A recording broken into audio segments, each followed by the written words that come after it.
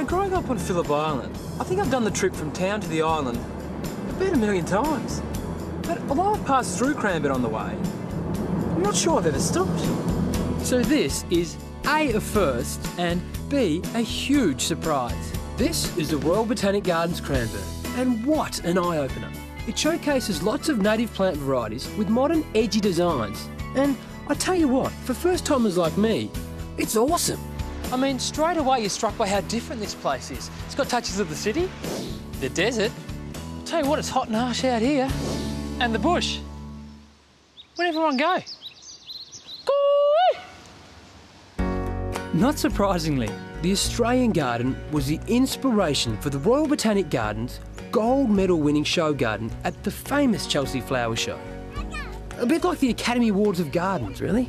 Now, John, I do have a confession to make. I have never been here before, which is terrible because I drive through Cranbourne almost every day. But it's phenomenal. I'm blown away.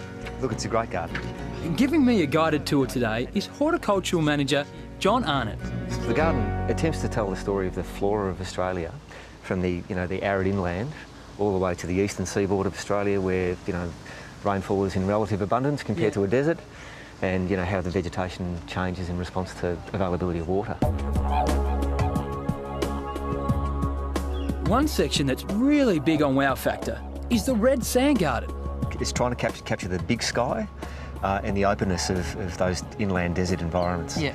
And what do overseas visitors think of this? What's their reaction to this kind of place? It really varies, but a lot of overseas visitors will walk in and it's the colour that hits them. Okay. This is a colour which is kind of familiar to us, the sort of the red sand of Australia. Folk from overseas, it might be the first time that they actually experience that colour firsthand. This amazing garden is managed in partnership with the Department of Sustainability and Environment. And great news for visitors is that entry is free. Now, John, this looks a bit different behind us. Is this a council worker theme, is it, or...? No. This is stage 2 of the Australian garden. So stage 1 opened in 2006, and we're working on stage 2 at the moment. Stage 2 basically completes the Australian garden. And when is it due for completion? Mid-2012. Wow. And entry will still be free when that's open as well? Absolutely. That's a good deal. Absolutely. Phenomenal. One thing I want to ask is, how does a garden become a royal garden? The Cranbourne Gardens are a division of the Royal Botanic Gardens Melbourne, and the Queen visited the RBG Melbourne in 1958 and bestowed it to be a Royal Botanic Garden. Has the Queen been here? The Queen's not been to these gardens, but you never know. Down the track, she may visit. I tell you what, Coxy's exclusive. We might not have the Queen, but we've got the Princess. What do you think? Let's go and have a look around? OK. Princesses don't walk, do they? Now, it's not in the parenting books, but I'm fast learning that one word you really need to look out for when you have kids is free. F-R-E-E. That's the word you want. That's a good word. Hey, these will look good in our garden. What do you think? What a princess. You're my princess anyway. Look at this one, the 1950s house. This is where I say one of those dad things, that all the gardens used to look like this in those days.